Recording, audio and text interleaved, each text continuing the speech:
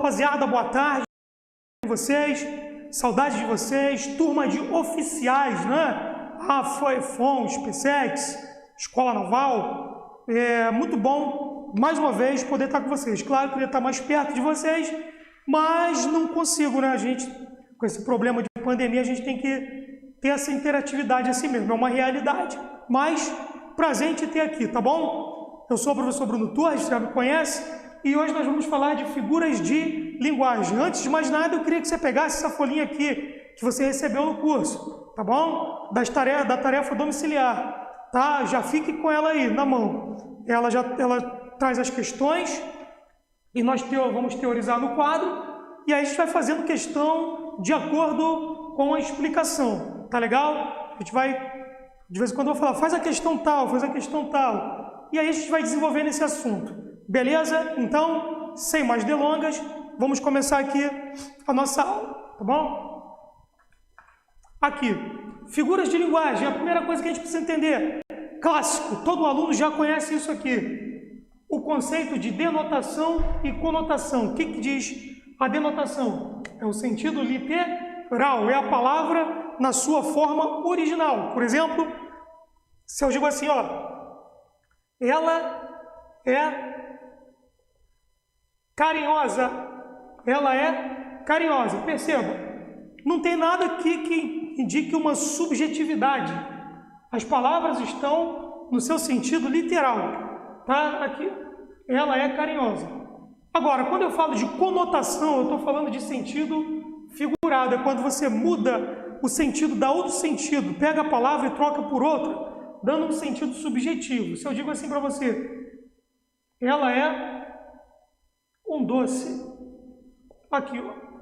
Tá vendo? Nesse caso, eu estou falando da mesma coisa. Eu quero dizer que essa pessoa aqui é carinhosa. Só que em cima eu disse, literalmente, ela é carinhosa. Embaixo, ela é um doce. Por quê? Eu fiz uma associação. Como doce deve ser uma coisa agradável, uma coisa que eu gosto muito, eu fiz essa associação aqui. Então, aqui eu tenho uma ideia de denotação, e aqui eu tenho uma ideia de conotação. Tá? Então esse é o primeiro conceito. Vale muito a pena nós entendermos isso para entendermos também as figuras de linguagem que trabalham com esse sentido mais conotativo, tá bom? Então vamos comigo. Classificação das figuras. Bruno, existem várias figuras na língua portuguesa, tá? Figuras assim que a gente nunca nem vê em prova e não cai. As figuras que caem em prova, principalmente falando de EFON, SpaceX, AFA, tá? Escola Naval, a gente está falando das figuras clássicas. Essas aqui e mais algumas outras que a gente vai ver daqui a pouquinho. Tá? Por hora vamos começar com esse grupo aqui. Isso aqui é a classificação delas. Eu começo sempre falando dessas três figuras aqui de uma vez. A metáfora, que é uma das figuras que mais aparece, é a figura que, na verdade, abrange um panteão de figuras, né? Por exemplo, uma metonímia, às vezes, uma comparação, uma prosopopeia, tá? Uma antítese, ele pode apresentar, é como se fosse uma metáfora, mas são metáforas específicas, tá bom? Tem a metáfora mesmo, propriamente dita, e todas as outras metáforas especificadas, tá legal? Então a metáfora é uma figura meio que domina praticamente o universo das figuras de linguagem. Então veja, qual seria a classificação da metáfora? Obviamente, eu não vou colocar aqui um conceito grande, só vou colocar palavras que vão te lembrar. Metáfora é quando você troca um termo por outro, tá? Ou seja, troca o termo, pode até ser, trocar um termo por outro. Mas a metáfora, ela costuma parecer muito uma espécie de comparação, mas uma comparação ocultada, sem elementos, sem termos que indicam comparação. Por exemplo, se eu digo assim, ela é um doce, veja, de certa forma eu estou comparando ela com um doce. A diferença é que eu não botei um termo que mostra visivelmente uma comparação. Exemplo, ela é como um doce. Tá vendo? Se eu coloco isso, ela é como um doce, eu já tenho a comparação, o assímile. Tá vendo como é que são muito parecidos? O que diferencia a comparação da metáfora são os termos. são os termos comparativos, como, igual a, feito, tá bom? Mas vamos lá, metáfora.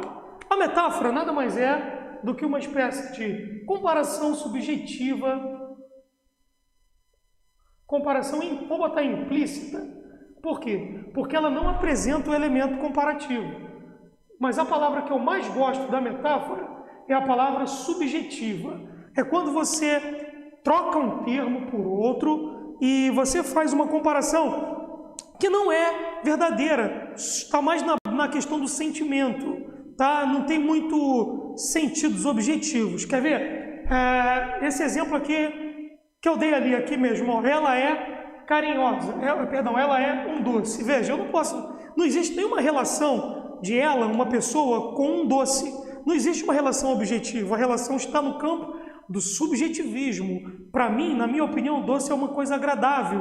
Então eu quis fazer essa associação de sentido, tá? Então a metáfora é assim, tá legal? Se eu dissesse, por exemplo, aqui,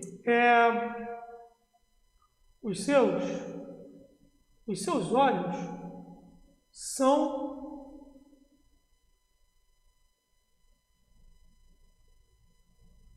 águas calmas.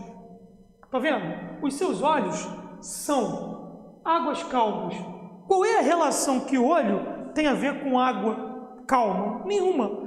Mas o emissor aqui, o locutor, ele está querendo falar alguma coisa. Só que subjetivamente. Talvez ele queira dizer que os olhos da pessoa mostram que ela é uma pessoa tranquila, que ela é uma pessoa calma. Então ele fala, seus olhos são águas calmas. Tá vendo? Isso aqui é o que nós chamamos de quê? Metáfora, tá? Normalmente, eu não estou dizendo que é sempre não, mas normalmente quando você tiver um verbo de ligação, normalmente mostra uma metáfora com um termo subjetivo depois, tá? Mas isso aqui não é uma regra não, tá? Poderia dizer assim, dentro de um contexto, estou lá num texto e lá no meio eu falo assim, sei lá, eu digo assim, fazendo uma comparação com o céu, por exemplo, ó, esse cobertor negro é misterioso. Tá vendo? Esse cobertor negro é misterioso. Claro que eu vou ter que ter um contexto, né? Por exemplo, o cara fala assim, saio pela noite e olho para o alto e vejo esse cobertor negro. Como ele é misterioso. Cobertor negro, tá vendo? É uma metáfora. O que um cobertor tem a ver com o céu? Nada, tá? Mas aí eu fiz uma associação subjetiva. Aquilo tudo escuro assim dá a impressão de que está cobrindo a gente. Então, para mim, o céu à noite é um cobertor negro. Tá vendo? Tudo isso é metáfora. Então, fiquem atentos a isso. Não se atente simplesmente porque é como se fosse uma comparação, não. Tá? Isso aqui também é uma comparação. Mas é como se fosse a troca de um termo por outro com uma comparação subjetiva, por isso que eu botei comparação implícita e subjetiva. Safo, beleza? Entendido o que é uma metáfora? Vamos à frente, então? Comparação ou símile, tanto faz, o nome é a mesma coisa. Nada mais é do que uma metáfora, é a mesma coisa, é uma comparação, só que ela não é implícita, ela é uma comparação explícita, subjetiva. É subjetiva também, tá? A comparação tem que ser subjetiva, tá bom, pessoal? Para ser figura de linguagem. Mas ela é o quê? Explícita. Explícita por quê? Porque ela apresenta elementos comparativos. Se eu dissesse, os seus olhos são como águas claras.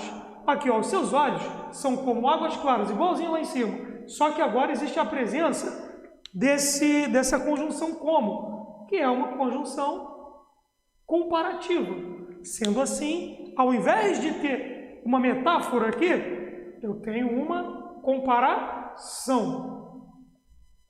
Ou símile, se você quiser. Então, não vou nem ficar muito tempo. Agora não é só o como não, tá? Se fosse, os seus olhos são iguais a águas claras, feito águas claras, tá? Qualquer elemento explícito que apresente comparação. Tudo bem? Ficou claro isso aí para você? Ok, então. Para finalizar, nós temos a metonímia, finalizar essas três aqui. E aí, a metonímia, ela é ampla, ela é muito ampla, tá legal? Eu queria que você prestasse muita atenção. Por quê? Porque ela apresenta, assim, uma gama de situações. O que é a metonímia?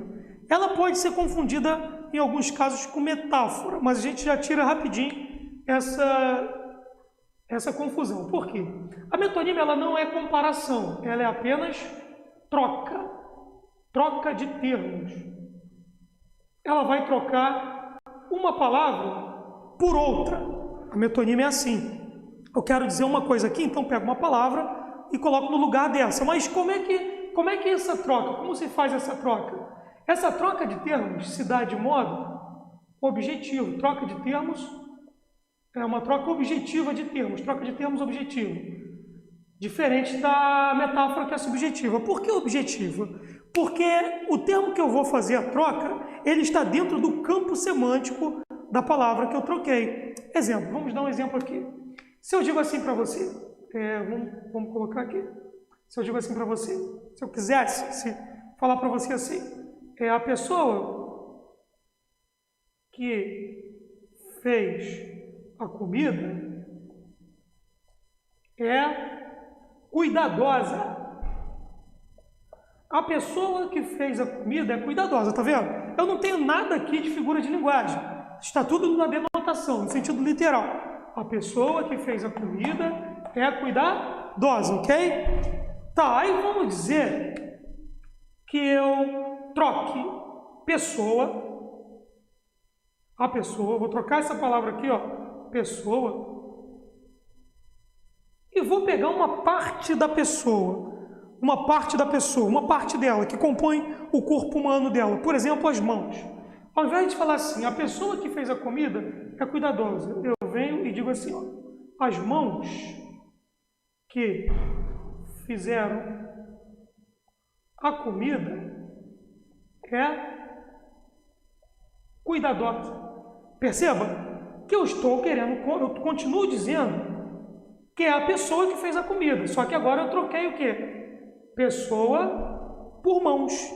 Tá vendo? Não muda nada. A diferença é que agora eu não estou falando da pessoa inteira, estou falando só de uma parte dela. E essa é uma das relações da metonímia, chamada de a parte pelo todo.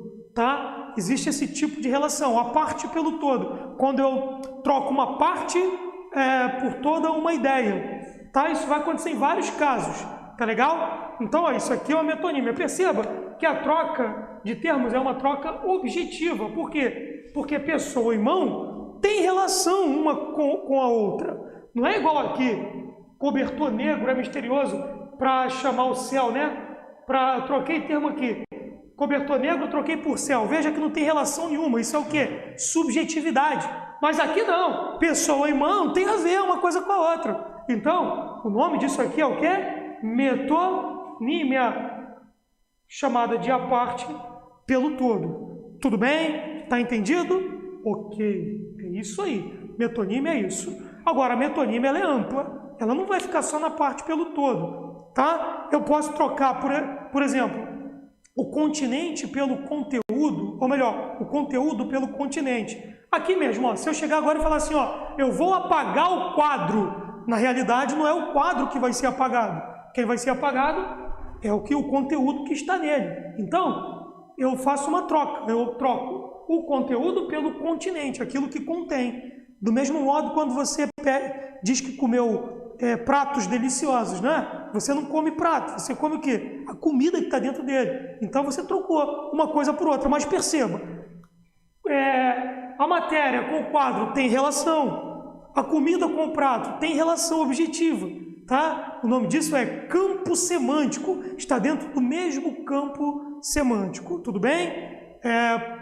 Tem outras relações, por exemplo, o autor pela obra, quando você diz, por exemplo, que você que você ouviu Roberto Carlos, você não ouviu Roberto Carlos, você ouviu o quê? As músicas do Roberto Carlos. Não é o Roberto Carlos que você ouviu, mas você trocou o quê? O autor pelas obras, ou melhor, as obras pelo autor, né? Vamos dizer assim, você tirou, falou, em vez de falar, ouvi as músicas do Roberto Carlos, você diz, ouvi Roberto Carlos, e vai embora. A metáfora não para por aí, tá?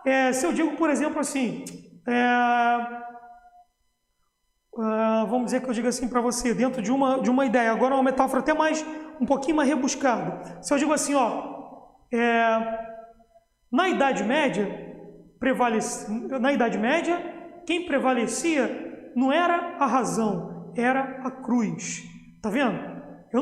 Quando eu digo que prevalecia era a cruz, dentro desse contexto, eu não estou falando de uma cruz propriamente dita. Estou dizendo que quem prevalecia era o cristianismo. Na Idade Média, todo mundo sabe, quem estuda história sabe disso, que na Idade Média, na Europa pelo menos, aqui no Ocidente, era o cristianismo que era um poder maior. Então, quando eu digo, na Idade Média, quem prevalecia não era a razão, e sim a cruz. Não era uma cruz que prevalecia, mas o cristianismo. Agora, Bruno, cruz e cristianismo tem relação direta? Tem, direta e objetiva. Então, isso é uma metonímia. Percebe?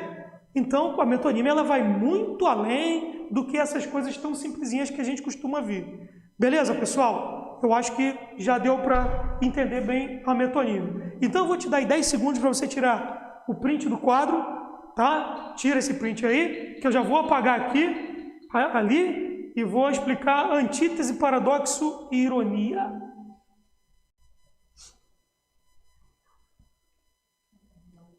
Quero. Por que não? Eles estão me escutando, eu vou carregar a caneta. A pessoa fica falando para não falar. Já tiraram o print?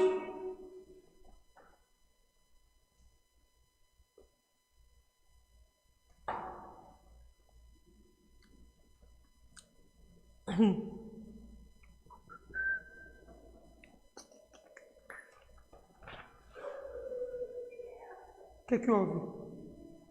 Tá. Me presta azul. Azulzinho.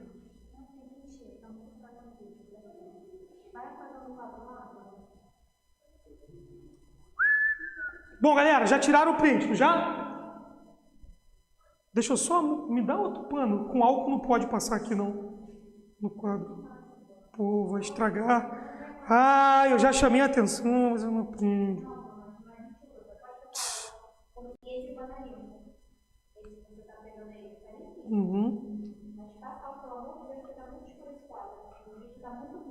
Vamos lá?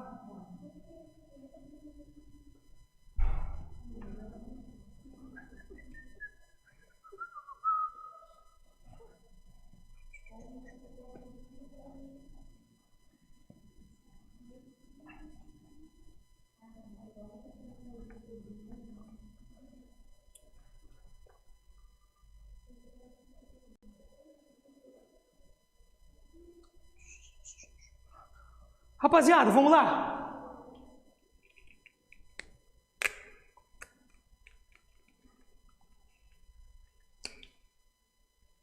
Vamos lá.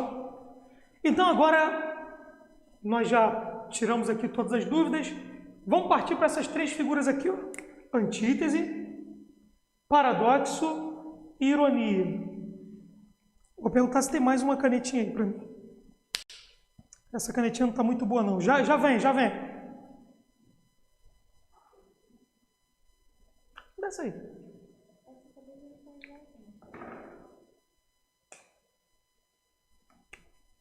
Vamos lá.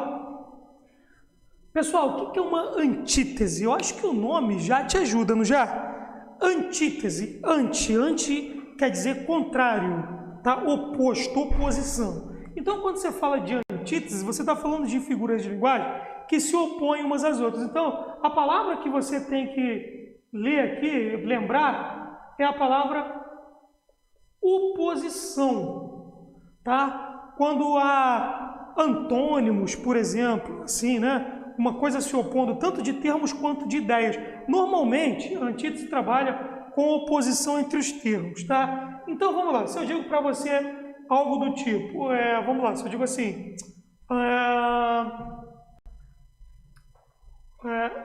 o mal não vence o bem. Tá vendo? Pronto. Uma frase tranquila. O mal não vence o bem. Aqui, termos em oposição. Uma simples frase, eu já consigo ver a antítese. Se eu digo assim, aí eu posso tornar isso aqui uma coisa maior, né? Uma ideia maior. Isso aqui é facinho, mas vamos dizer que eu diga assim, um trecho maior. Enquanto a Europa goza dos prazeres de uma economia estável, do outro lado temos a África, que nunca conseguiu se livrar de uma história de declínio e pobreza. Tá vendo? Não sei se você reparou, você não tem necessariamente termos em oposição, mas você tem ideias em oposição. Europa, vida econômica, vida boa, econômica. África, declínio e pobreza. Tá vendo? Isso são ideias em oposição. Então, nós chamamos isso de quê? Antítese. Tá bom? Entende o que é uma antítese? É bem fácil, não vou nem me alongar muito. Agora, quando eu falo de paradoxo, muitas vezes a gente confunde antítese com paradoxo. É quase igual, muito parecido. O paradoxo está até mesmo um braço da antítese, tá? O paradoxo, a palavra mais correta para se entender um paradoxo é a palavra contradição. Contradição, porque o paradoxo é uma antítese mais violenta. Por quê? Porque agora você não tem a simples oposição de ideias. Oposições são coisas possíveis. Você tem uma contradição, algo que não tem como acontecer. Isso é um paradoxo. Por exemplo, se eu digo para você assim,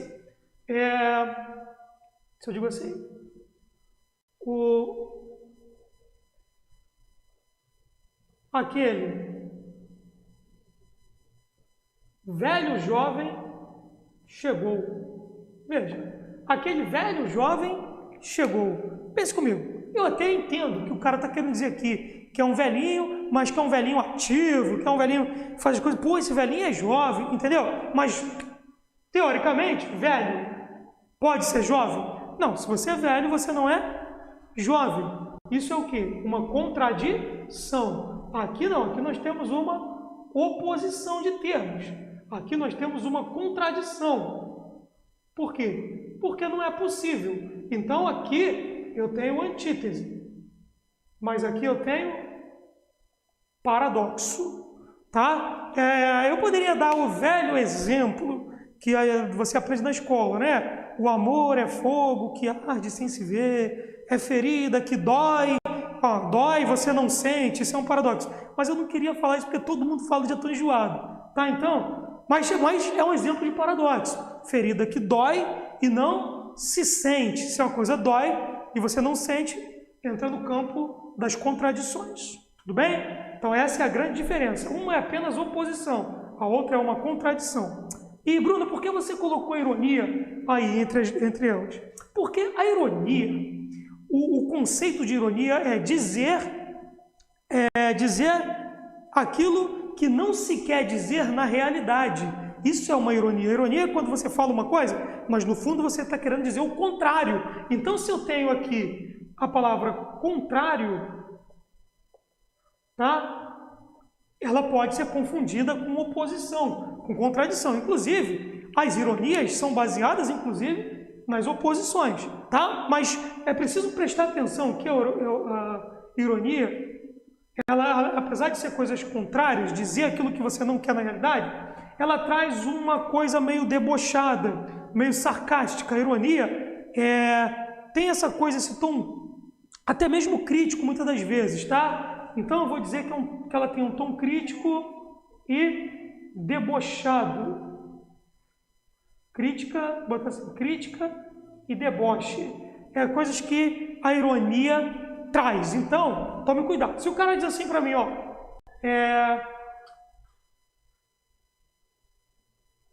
parabéns pela nota.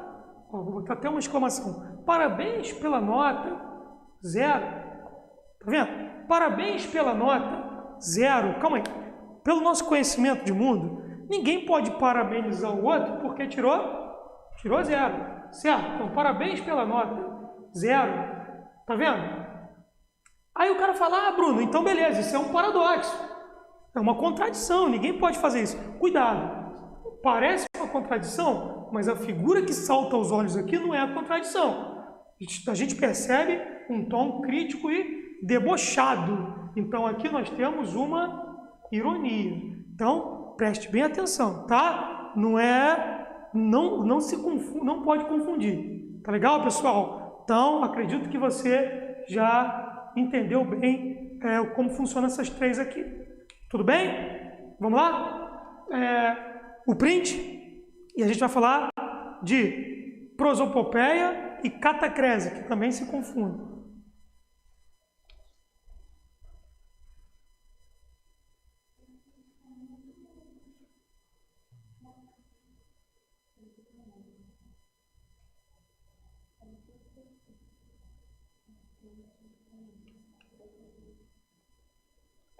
Bom, beleza? Vou apagar. Tirar o print bonitinho, né? Vamos apagar aqui.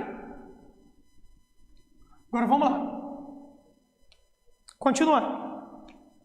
Prosopopeia ou personificação. Tanto faz, tá? Bruno, o que é prosopopeia? Grosso modo, prosopopeia ou personificação é quando você atribui características humanas àquilo que não é humano. Características, qualidades humanas, aquilo que é inanimado, tá? Agora, tome cuidado. Por exemplo, quando eu falo assim, sei lá, se eu disser para você a perna do leão. Ah, Bruno, então isso é uma prosopopeia? Claro que não, o leão não tem perna também. Então isso não é necessariamente uma característica humana, a um ser inanimado. Senão, como é que a gente vai dizer? Como é que a gente chama perna do leão? Perna mesmo, entendeu? Então, calma aí, não é bem assim, tá? Agora, claro, quando a gente atribui algumas coisas que não é próprio de um animal irracional, correto? Quando a gente atribui uma coisa do humano para um animal racional, aí sim. Se eu dissesse, por exemplo, assim, sei lá, o leão estava morrendo de amor pela leoa. Opa, calma aí. Aí nós já temos duas figuras, né? Uma hipérbole, morrendo de amor, e temos uma prosopopeia, tá?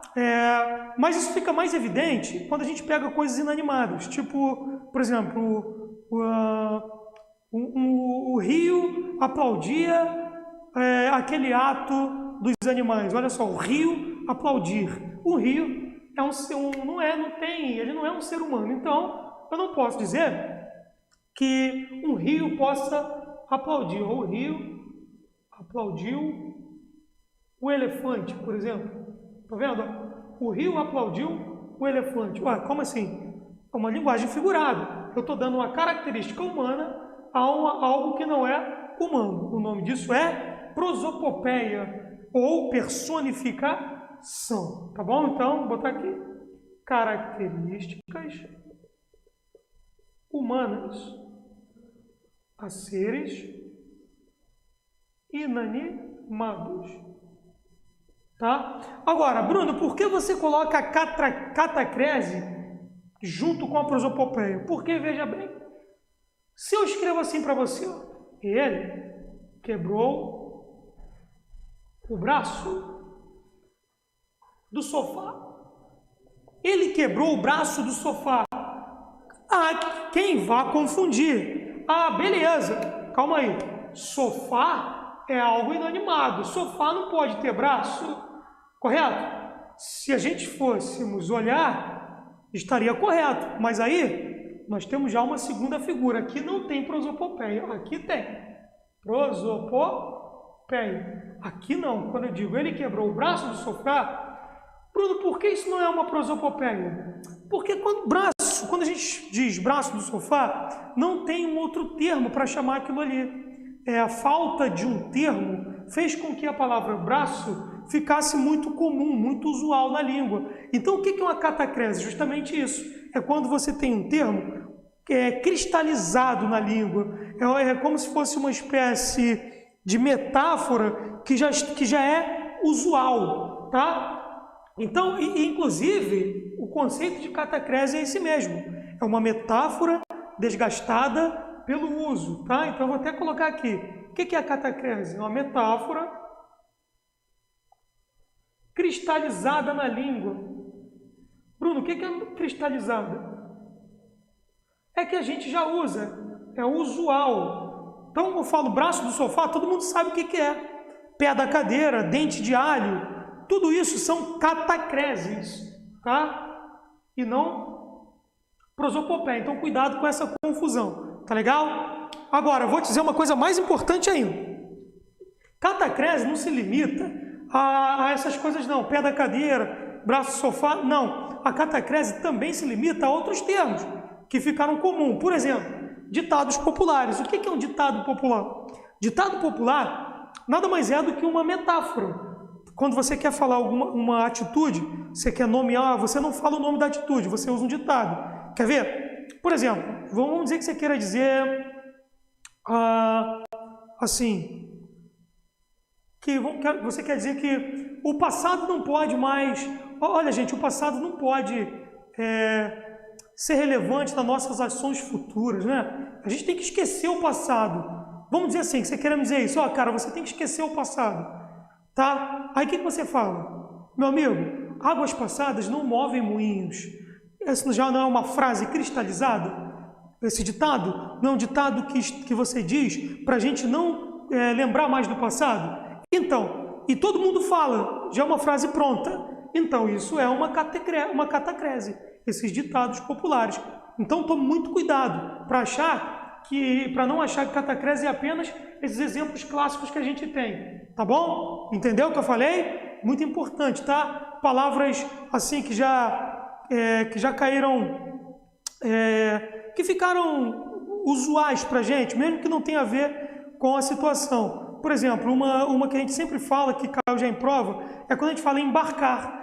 Embarcar, grosso modo, deveria ser apenas embarco. Mas quando a gente fala, o embarque foi em Brasília, do avião, você também não trata como embarque? Então, ele embarcou no avião das 6 horas, tá vendo? Porque a palavra embarcar virou uma palavra usual. Então, fique atento. Quer ver uma catacrese que eu acho interessante? Deixa eu ver se tem a ver. Não, acho que não é a catacrese, não. Não, deixa pra lá, não. Eu achei que fosse. Vamos lá. Eu só quero que vocês entendam isso, a diferença entre um e outro, tudo bem? Então vamos lá, mais um print. Eu vou vir com mais uma sequência de figuras aqui.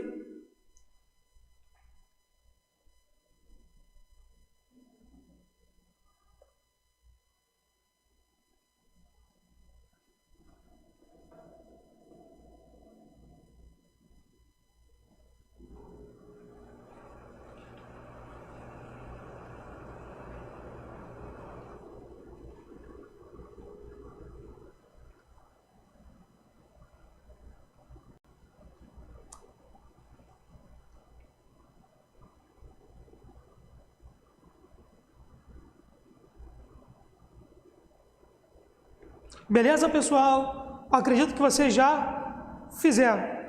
Então, vou apagar aqui. Tá? Vou apagar essa parte aqui e essa parte aqui. Legal?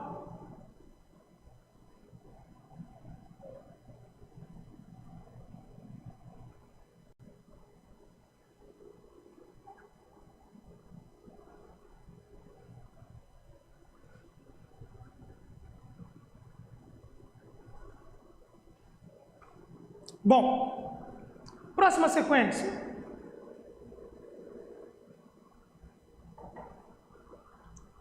Não confunda. Agora, eu vou colocar aqui porque a pessoa confunde às vezes o nome. Não confunda hipérbole com hipérbato, tá? Coisas distintas, coisas diferentes. Hipérbole é uma coisa, hipérbato é outra, por causa do nome parecido, então às vezes a gente tende a confundir. Mas vamos lá. Hipérbole é quando você trabalha com uma coisa chamada exagero, quando você tem uma linguagem figurada baseada no exagero. O hipérbato não. O hipérbato você trabalha na inversão da ordem direta da frase.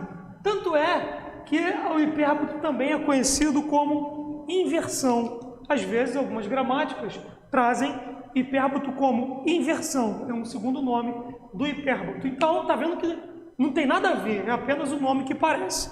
Um exemplo, por exemplo, de hipérbole, né? Vamos dizer assim para você, aqui não cabe nem mais um alfinete. Aqui não cabe nem mais um alfinete. Opa, calma aí. O lugar está tão cheio que não cabe um alfinete. Todo mundo sabe que um alfinete vai caber ali, correto? Que é pequenininho. Mas aí, para mostrar que o lugar está muito cheio, ele se vale de um exagero. Então aqui, o que você tem?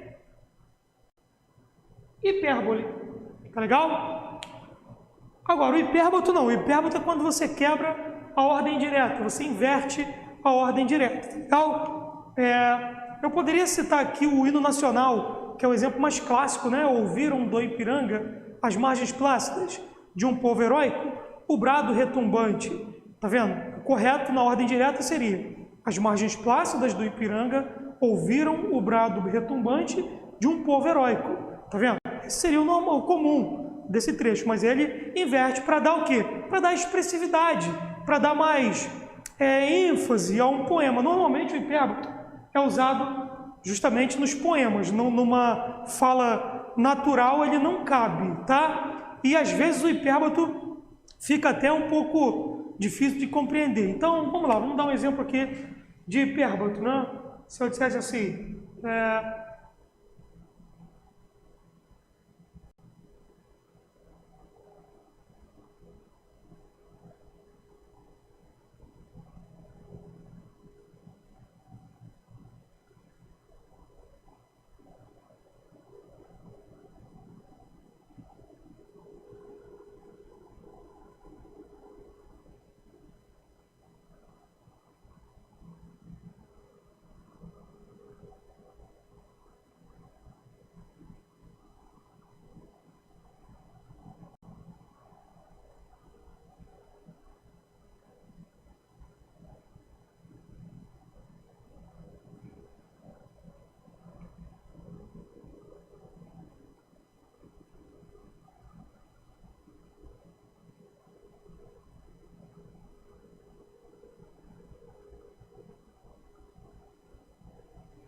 de mim ria o levado garoto de Donana o filho.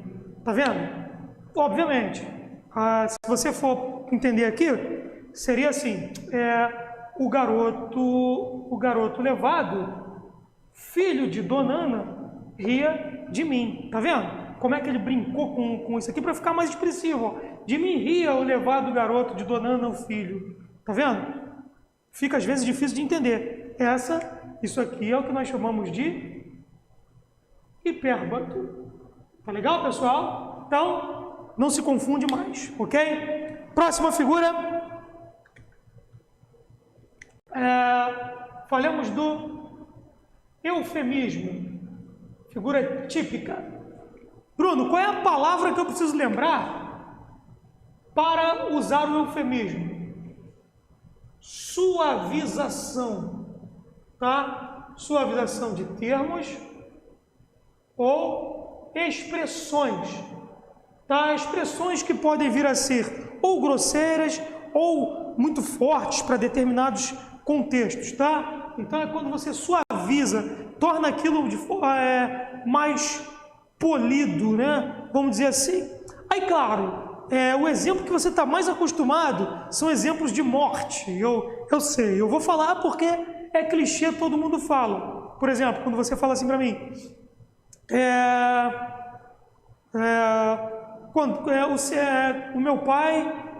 o meu pai foi morar no céu já há 10 anos, tá? Você quer dizer que seu pai morreu. Mas aí, para não usar a palavra morreu, por achar a palavra forte, ou pode trazer alguma lembrança triste, você usa o quê? O meu pai foi morar no céu, tá? Isso é suavizar uma expressão, tá? Por exemplo, quando você quer, você quer urinar. Aí você, em vez de falar aquela coisa feia assim, né? Vou não vou falar a palavra aqui não, né? Não sei o que, eu vou falar a palavra, ó, vou mijar, coisa feia, né? Em vez de você falar, vou me aliviar, tá vendo? Depois de ter me aliviado, saí dali e fui para casa, tá vendo? Olha só, isso aí é uma suavização, beleza? Pegou isso aí? Desculpa essa grosseria aí, mas eu tenho que falar isso para te explicar, para você entender. Pessoal, o que eu quero te chamar a atenção aqui no eufemismo, tá? O eufemismo, você não pode entender que qualquer situação que você troca é eufemismo, não. Tem que ser suavização. Se você diz assim, fulano bateu as botas, você não está suavizando a expressão, tá? Isso é um erro muito, muito comum. As pessoas pensam que quando eu falo assim, fulano bateu as botas, eu estou suavizando a palavra morte. Não, ao contrário, eu estou tornando a palavra mais grosseira, tá? O nome disso é disfemismo, é o contrário do eufemismo, tá? É o disfemismo.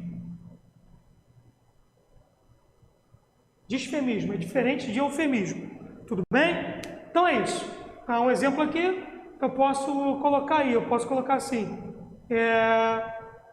você faltou com a verdade, tá vendo? É uma forma polida, você faltou com a verdade. Na realidade, o que ele queria dizer? Você mentiu. Em vez de falar mentiu, você está faltando com a verdade. Tá legal, pessoal? Então isso é um eufemismo. Tudo bem? Safou? Próxima figura. Pessoal, eu estou indo um pouquinho rápido, porque a gente tem um horário, tá bom? Vamos lá. Próxima figura, vou falar de uma figura muito comum também, que é a sinestesia. Tá? Sinestesia, muito comum. O que é uma sinestesia? Sinestesia trabalha diretamente com os sentidos, tá? Misturados, é a mistura dos sentidos, alguma coisa que nos faz perceber os sentidos humanos, né? Os sentidos humanos, que são os 5 sentidos: paladar, visão, tato, olfato, me faltou outro. Audição, minha cameraman me ajudou aqui. Audição, beleza? Então vamos lá. Se eu digo assim para você, ele ouvia o doce cantar do pássaro. Ele ouvia o doce cantar do pássaro. Veja, ouvir me leva a crer na audição e doce no paladar. Então tem aqui uma mistura de sentidos, tá vendo? Que vai trazer essa ideia sinestésica para mim. Beleza pura? Fácil de entender, não é? Ok. Mais um tempinho pro print. E aí eu acho que a gente já pode começar a resolver algumas questões. Tem pergunta?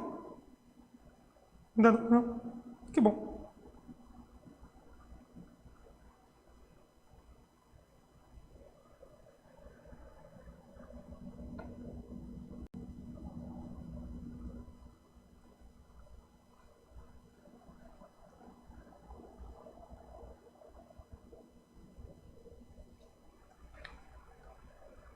Beleza? Print tirado. Pega a tua folhinha aí e vamos fazer uma questão. Eles têm lá a domiciliar. Isso. A turma de oficial, né, ganhou essa folhinha aqui, tarefa domiciliar. Eu pedi para você já ficar com ela aí. E eu já quero responder, vamos logo lá para o final, né? Para as malignas do Torres. Sei que a galera gosta, é a questão mais puxada. Então vamos lá. Vamos para a questão 21 da tua folhinha. Bota lá, questão 21. Vamos lá, o que diz a questão? Mas temos esses pequenos oásis, os poemas, contaminando o deserto da referencialidade. Olha aí, mas temos esses pequenos oásis, os poemas, contaminando o deserto da referencialidade. Vou deixar você responder. Você tem aí 1 minuto e eu vou escrever no quadro para a gente resolver isso.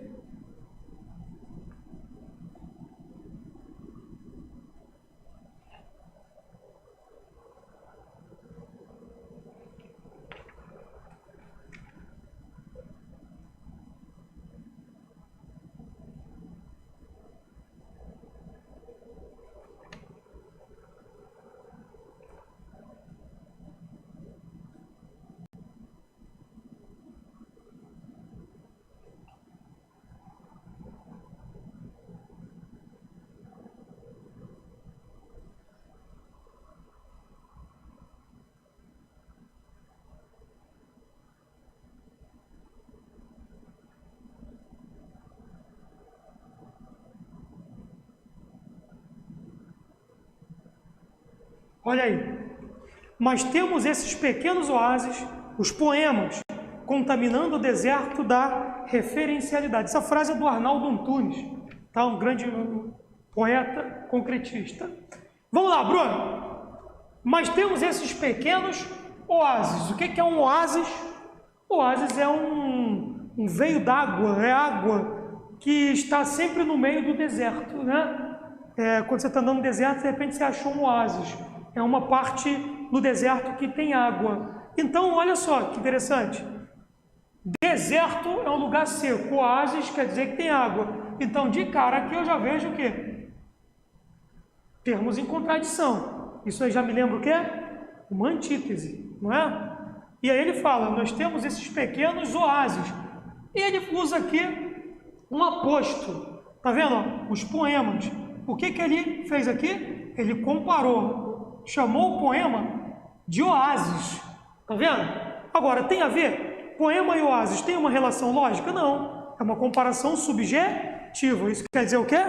Que eu tenho uma metáfora aqui e daqui para cá eu tenho uma antítese. Beleza? Então, qual é a resposta?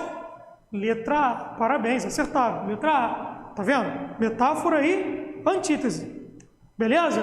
Questão boa, né? Muito bom. Vamos para 22, questão de número 22. Essa aí tá bonita, hein? Vou ler com você. E essa eu vou também escrever aqui.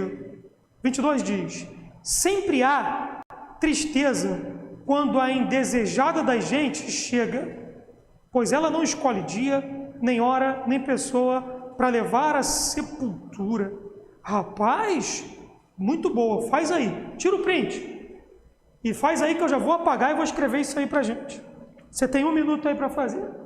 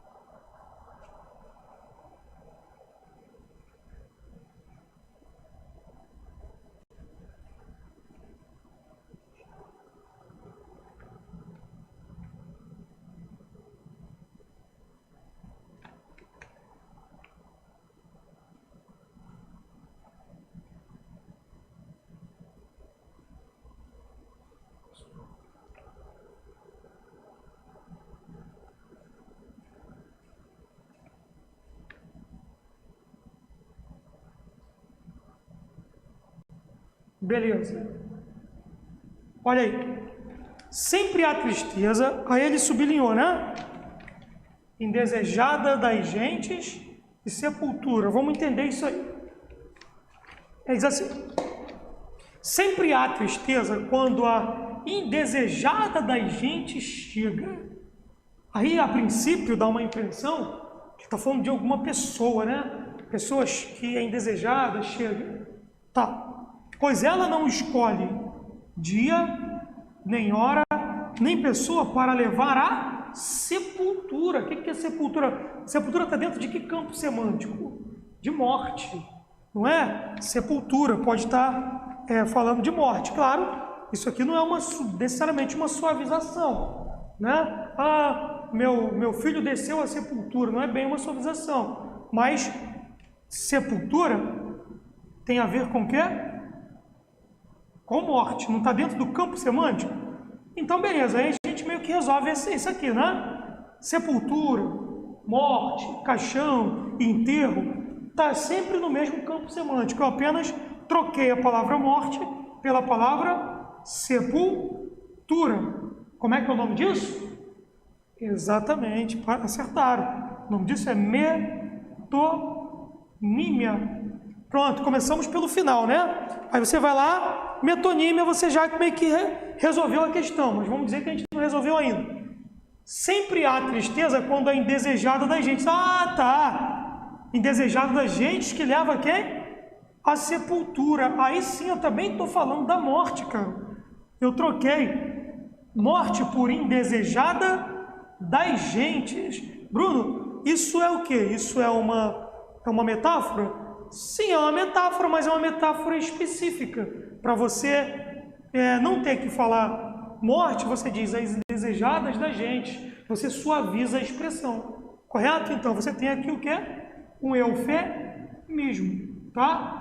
Bruno, não poderia ser uma metáfora, não poderia ser outra metonímia. Metonímia não, mas uma metáfora, talvez. Mas aí você tem que aprender a fazer prova. A única opção que tem metáfora aí é a letra A, mas a segunda é a prosopopeia, aí não tem nada a ver. Entende? Então o aluno também tem que ter essa perspicácia. Beleza? Tudo bem aí? Ok. Eu acho que a gente... Não, ainda não. Deixa eu ver aqui. 24, dá para fazer. Questão 24. Não vou nem escrever no quadro nem nada. Vou deixar você printar.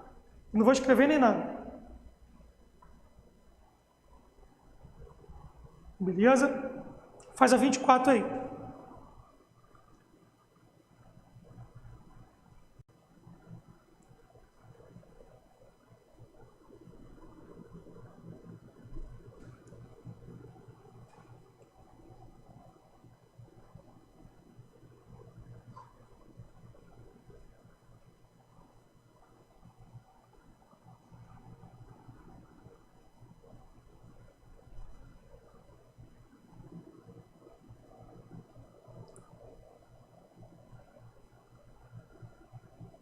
Beleza, acho que você já conseguiu fazer.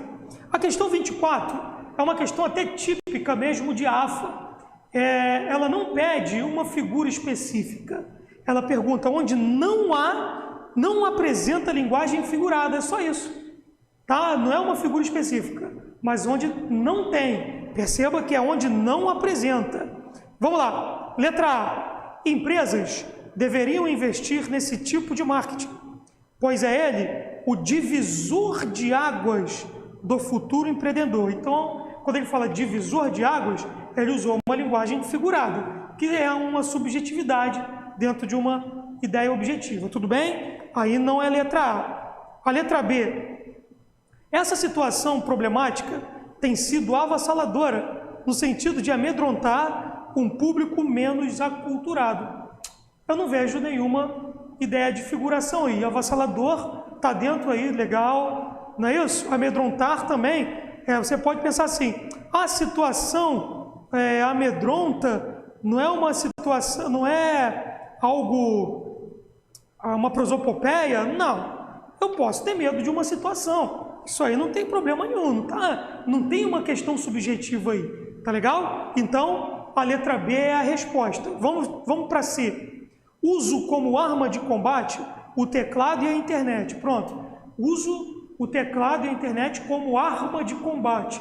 Comparação figurada. E a letra D. Todos devem ter, ao menos, nesse tempo de crise, o pão em suas mesas. Isso é um caso de metonímia, tá? Ele não está falando de pão, simplesmente, o pãozinho não. Ele está falando de alimento em geral, tá? Então, ele fez uma troca, né, de um produto por todos os outros produtos. Não é isso? Ele usou o pão para representar alimento. Então, o nome disso é o quê?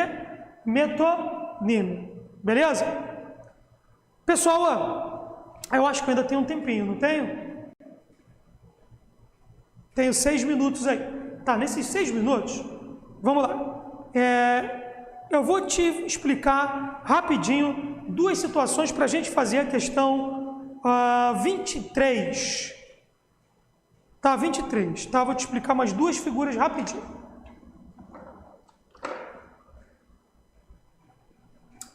Vou apagar aqui. Olha só.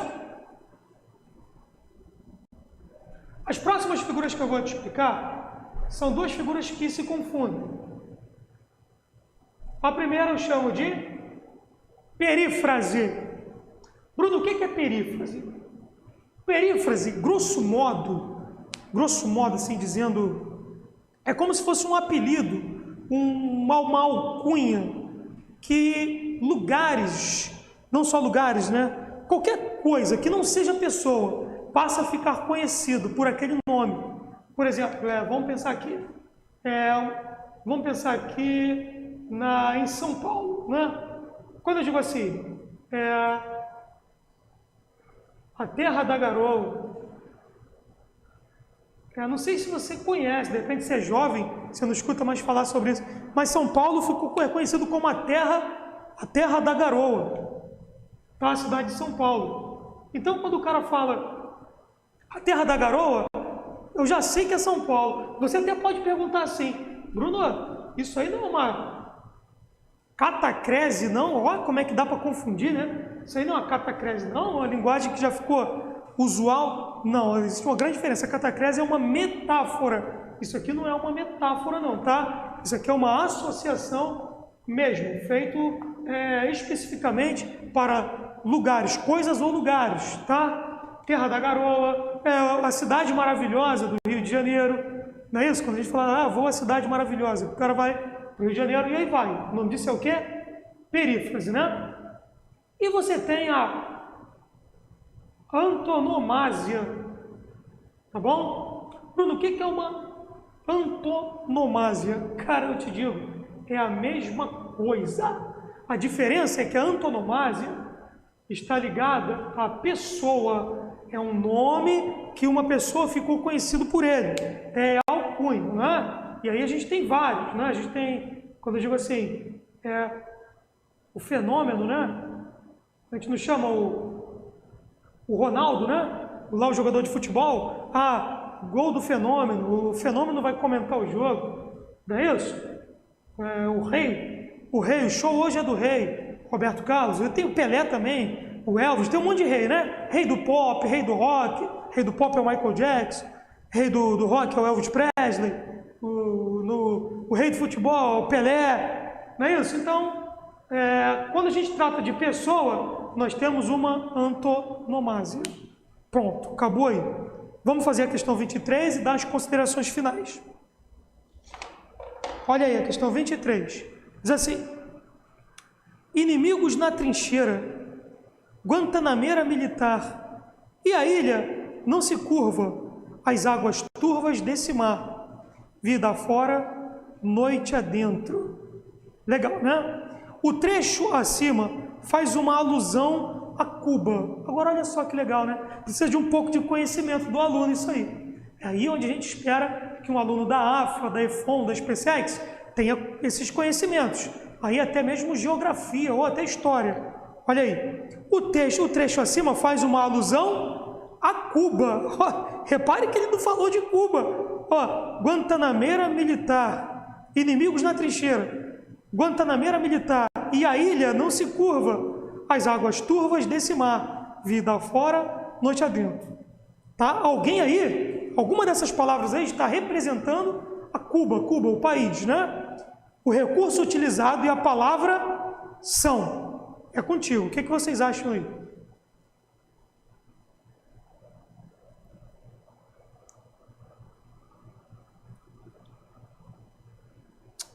Beleza. Questão difícil, por isso que ela é maligna, né? Olha só, Bruno, será que Cuba são esses inimigos aí, na trincheira? Né? Vamos dizer que fosse. Mas aí ele diz que houve o quê? Metonímia. Não, calma aí. Cuba e inimigos não tem uma relação objetiva. Só se for para você que não gosta de Cuba, né? Mas eu não posso transformar isso numa ideia universal. Então, ainda que fosse Cuba, inimigos, representasse Cuba aí, não tem nada a ver com metonímia, então tá fora, beleza? Guantanameira militar, será que é? Poderia ser, mas aí a figura hipérbato, tem alguma coisa de inversão aí? Não tem, então tira. Na letra C, ilha e perífrase, essa tá muito boa, a ilha não se curva, ou seja, Cuba não se curva, e ele usou o quê? A perífrase. Perífrase é o quê? É o nome que o lugar ficou conhecido. E aí entra a questão da história. Cuba é conhecido como a ilha. Cuba é uma ilha, tá bom? Então, a resposta é a letra C. E águas turvas, né? Antonomásia? Não, porque Cuba não é pessoa, então não pode ser antonomásia. Então, realmente, letra C é a resposta. Bom, pessoal, foi um prazer falar com você.